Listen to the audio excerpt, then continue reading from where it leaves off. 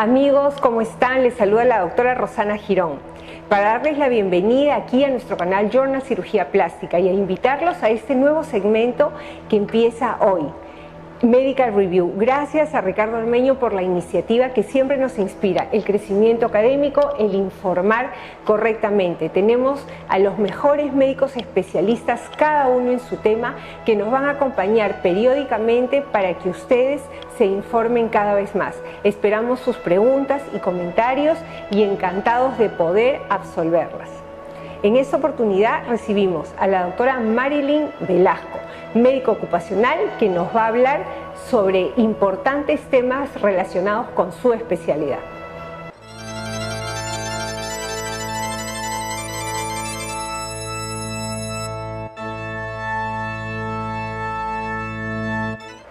Marilyn, bienvenida. Gracias por acompañarnos en este segmento en el que vamos a tratar sobre un tema muy interesante y a veces poco conocido, que es la salud ocupacional. ¿Y quién mejor que tú, que tiene bastantes años trabajando en esta área? Y quisiéramos empezar escuchando tu definición de qué significa salud ocupacional. Gracias, Rosana, por la invitación. Sí, salud ocupacional en realidad está muy poco difundido en el país. Las personas no conocen acerca de que dentro de las empresas se trata de buscar la salud y el beneficio de los trabajadores. En muchas ocasiones ni siquiera saben que existe una especialidad médica de salud ocupacional, así como hay ginecólogos, como hay cardiólogos, también existen médicos ocupacionales. De acuerdo a la Organización Mundial de la Salud y a la Organización Internacional del Trabajo, la salud ocupacional es un área multidisciplinaria, es parte de la salud pública, que trata de, mediante actividades con equipos multidisciplinarios, lo vuelvo a repetir, es decir, el tema de tener un tema de bienestar, el mismo seguridad dentro del trabajo, hacen que esto se trabaje en pro de la salud de los trabajadores. La tercera parte de nuestras vidas las pasamos dentro del trabajo, si no son las dos terceras partes. El 65% de la población en América Latina es económicamente activa. Es una estrategia muy buena el desarrollar temas de salud dentro del trabajo. Su objetivo principal es el bienestar del trabajador. Así es. ¿Y qué medidas son las que generalmente toman las empresas? Claro, me imagino que tiene que ver dependiendo del rubro al que cada empresa se dedique, pero ¿cuáles son las medidas en general que deben tomar las empresas que se ocupan del bienestar de sus trabajadores? Nuestra actividad es netamente preventiva. El espíritu de la salud ocupacional es preventivo. Es decir, no tenemos que ir a buscar los riesgos y minimizarlos. En cualquier lugar, en cualquier trabajo existen riesgos. Si uno está sentado en este momento, tiene desde un riesgo para hacer alteraciones musculoesqueléticas por la postura, desde las luces, que pueden llegar y penetrar mucho al tema de la vista. En realidad hay cualquier tipo de riesgos. La idea es controlar esos riesgos para que no causen daño y al final repercutan en una enfermedad relacionada al trabajo o una enfermedad profesional. Y me imagino que si la empresa detecta que algún trabajador está siendo sometido o está pasando por algún momento de riesgo laboral, dependiendo de su propia salud o de las condiciones de trabajo, mejor las condiciones de trabajo lo puede reubicar también, ¿no? Sí.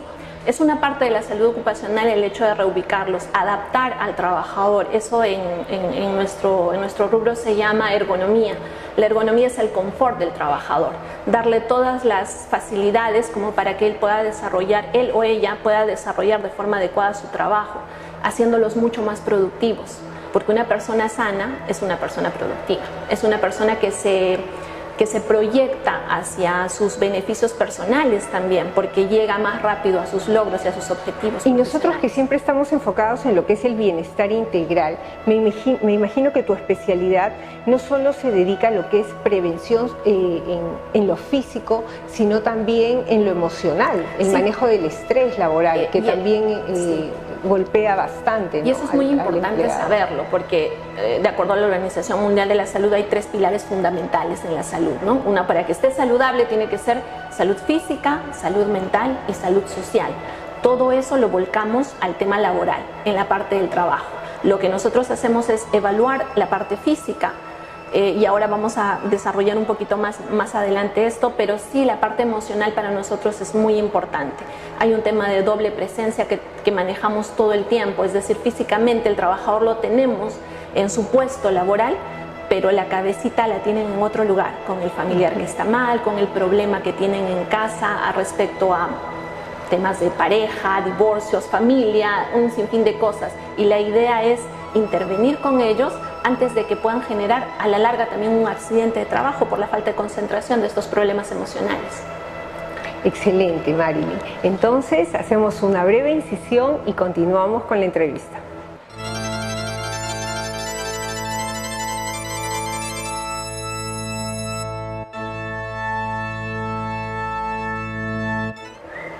Bien, Marilyn, continuamos. Quisiéramos saber cuáles son los derechos y deberes que tienen las empresas y los trabajadores en relación a su vínculo laboral.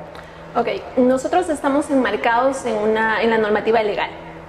Nuestro trabajo viene a raíz de eso. En realidad, los médicos debemos de generar salud a todo nivel, pero sí tenemos un enmarcamiento normativo. Las empresas están obligadas a partir del año 2011 acá en el país a realizar temas de cultura de prevención de riesgos laborales. Ellos tienen que comprometerse con la salud del trabajador mediante recursos, mediante profesionales que impliquen llevar un sistema de gestión de seguridad y salud en el trabajo de forma adecuada. Pero también los trabajadores tienen obligaciones con nosotros y todo esto se ve desarrollado en los reglamentos internos de seguridad y salud en el trabajo que todas las empresas deberían de tener en realidad para tener las reglas claras, ¿no? Que hasta dónde va la empresa y hasta dónde viene el trabajador.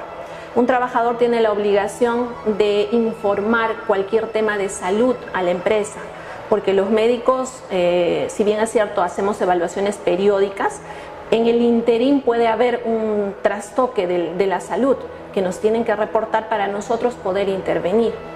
No hacemos evaluaciones de diario, pero sí la relación que tenemos que tener con ellos es muy importante. ¿Con qué frecuencia, supongo que también depende de cada empresa, pero es el ideal o la media, que cada empleado, trabajador o colaborador de una empresa debe pasar una evaluación médico-ocupacional? Las evaluaciones médico-ocupacionales son parte de la vigilancia que nosotros realizamos. Es uno de los detalles. Esto viene enmarcado en un tema normativo, pero no es necesariamente al 100% que se tenga que desarrollar. La norma dice que las empresas que son de alto riesgo, porque los dividen en dos, empresas que tienen mucho más riesgo que otras, de acuerdo al SIU de la empresa, es que tengan que pasar evaluaciones cada año. Las periódicas son anuales y las evaluaciones de retiro son obligatorias. Mientras que en una empresa que no pertenece al tema de alto riesgo, denominado como alto riesgo, las evaluaciones periódicas pueden ser cada 2 años y las evaluaciones de retiro son a solicitud del trabajador. Esto en un tema legal, pero sí quisiera hacer hincapié de que no necesariamente tiene que darse como tal, porque el médico tiene que hacer la primacía de la realidad, que es uno de los principios de la ley. La primacía de la realidad es que si tú necesitas algún trabajador que necesite pasar evaluación médica antes, tienes que solicitarlo. ¿Y qué pasa si un trabajador se resiste? Yo he visto casos, yo he trabajado mucho tiempo en un hospital y a veces los trabajadores se resisten. En el lugar donde yo trabajaba era obligatorio pasar una evaluación médico-ocupacional previo a las vacaciones, pero a veces algunos no querían. ¿Qué es lo que podría hacer la empresa frente a un caso así? Claro, allí hay dos temas. Lo que te decía, el Reglamento Interno de Seguridad y Salud en el Trabajo, que es uno de los documentos obligatorios que nos pide la normativa ahora, indican, si tú lo colocas dentro del reglamento interno de que esta es una falta grave, las faltas graves obviamente tienen que ser... ameritan una amonestación. Exacto. Pero hay que conversar con ellos. Ante todo somos médicos y explicarles el tema de la importancia que tiene estar haciendo controles. Ahí tenemos el área de psicología, por ejemplo, psicología que nos puede ayudar mucho a hacer que el trabajador pueda ceder y brindarnos el espacio necesario para vigilarlo, porque si no, no hay otra forma. Una falta grave considerada de este tipo dentro de los reglamentos internos hacen que se ejecute, pero más que eso necesitamos explicarle y educar al trabajador, porque este es un tema de cultura, de prevención de riesgos, y la cultura es darle una y otra vez temas educativos. Muy bien, entonces hacemos un corte y continuamos con la entrevista.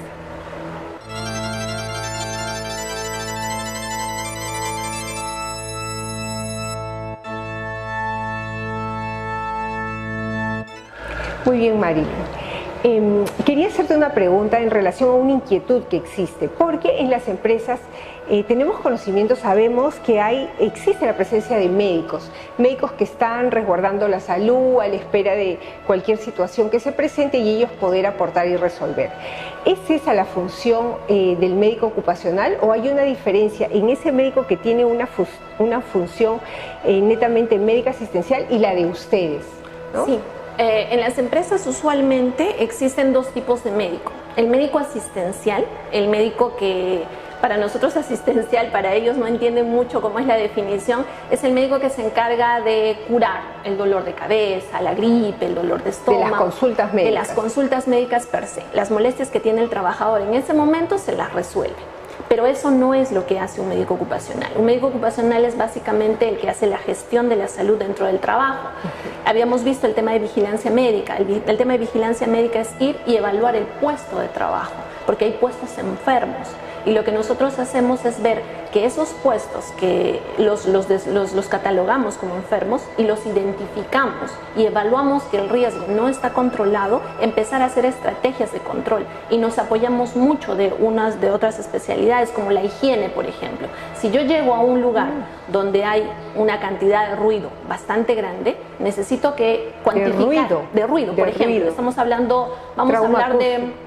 Sí, exacto, vamos a hablar de enfermedades que se puedan generar por ruido. Si yo paso de los 80 decibeles, que es el nivel de actuación mía como médico, y si llego a sobrepaso los 85 decibeles de un nivel de ruido, lo más probable es que yo genere en 8 horas de trabajo una lesión a nivel auditiva, disminuye la agudeza auditiva.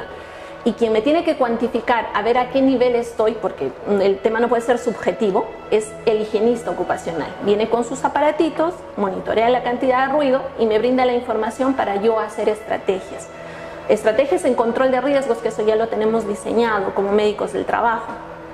Después, lo que puedo hacer con este trabajador, si realmente considero que el ruido está en buena proporción, es hacer una evaluación mucho más fina en cuanto a las audiometrías, para ver en qué estado está su calidad, su agudeza auditiva.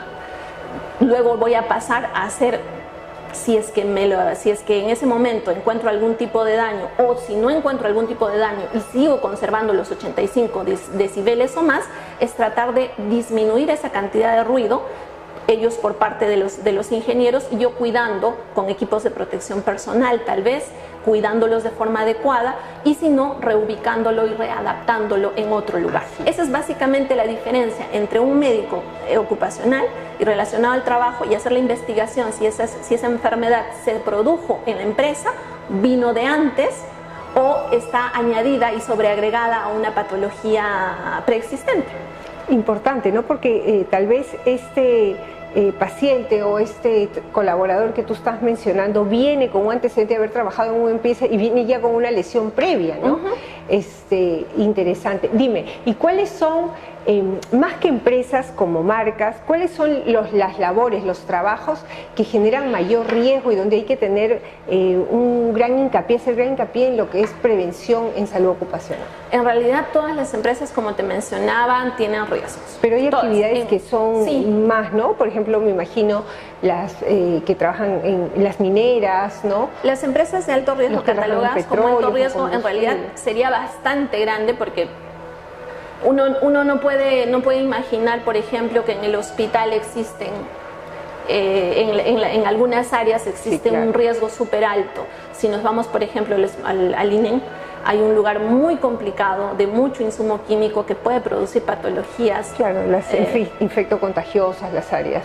Esas, en realidad es definir y evaluar los riesgos de cada una de las empresas, identificar sus peligros y evaluar sus riesgos. O sea, uno no puede imaginar que que pueden haber cosas entre comillas sencillas en algunas empresas, pero cuando uno va indagando se va encontrando con muchas cosas en construcción, en minería, en petróleo. No necesariamente estas generan más riesgo, hay que ir buscando porque hay empresas pequeñas que se supone no tienen mucho riesgo, pero al final sí, ¿no? Y es individual, es como cada paciente, cada empresa es un mundo, cada empresa tiene sus propios riesgos, sus propios peligros y su propia forma de controlarlos, aunque no necesariamente son las más adecuadas, ¿no? Por eso siempre necesitan un profesional de este tipo. Bueno, definitivamente hay actividades que si bien implican un riesgo, es necesario que se realicen, ¿no?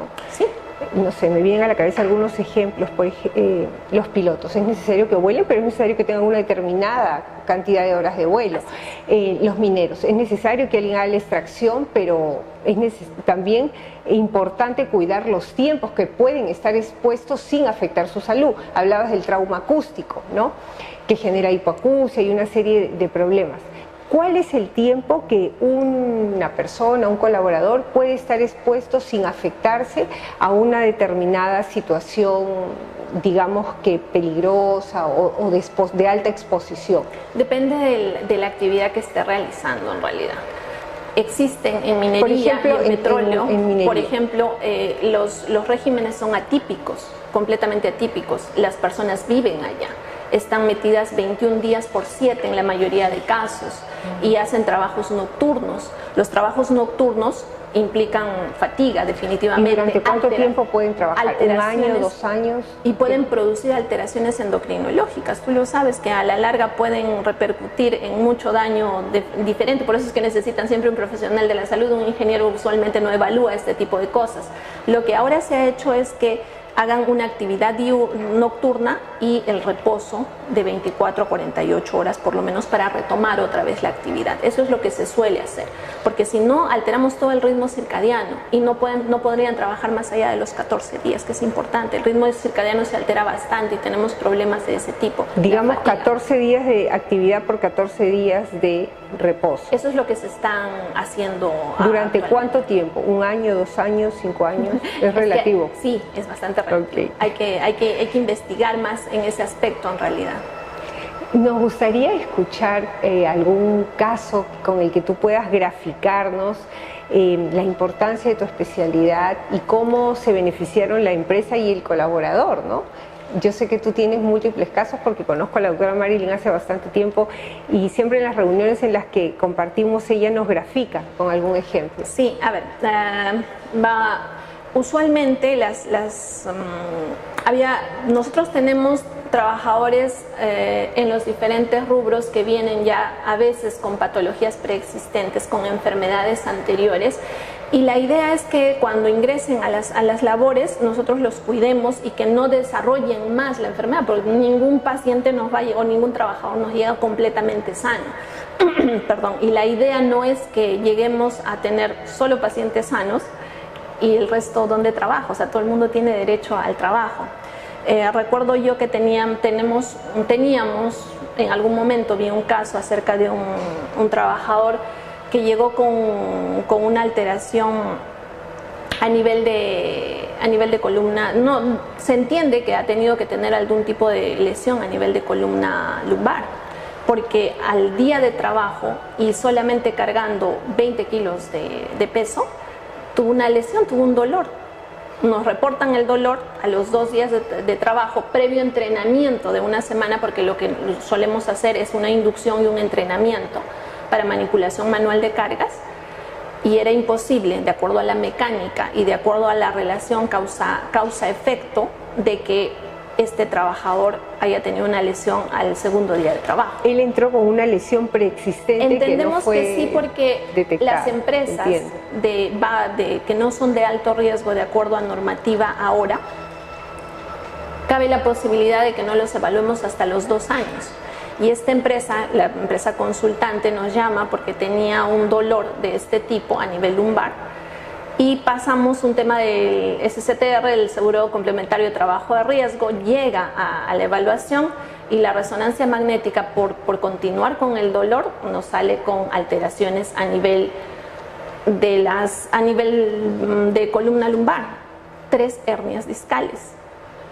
que definitivamente no habían sido generadas. Pero me imagino que el trabajador no fue desvinculado, sino fue reubicado. Lo que nosotros hacemos en este caso es, la aptitud del trabajador se da para el puesto de trabajo, y esa es una de las cosas dentro de las evaluaciones médico-ocupacionales. Se dan para el puesto de trabajo, y para este puesto de trabajo el señor no estaba apto.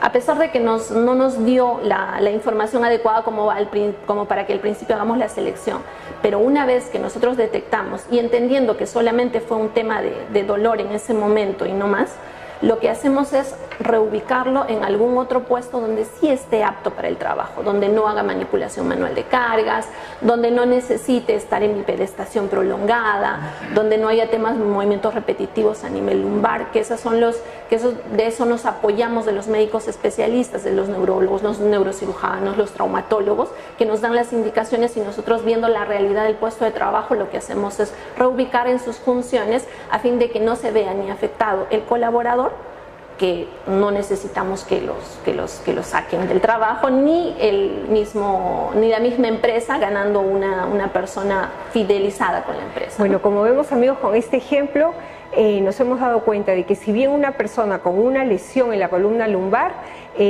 cambió de lugar de trabajo a otra y permaneció vinculado a la empresa sin perder su trabajo. Esa es la buena gestión de un médico ocupacional. Marilyn, te damos las gracias por tu visita, interesante especialidad, importante dentro del mundo laboral. Muy agradecidos contigo. Gracias a ti, Roxana. Muchas gracias a ustedes por la invitación. Muy amables.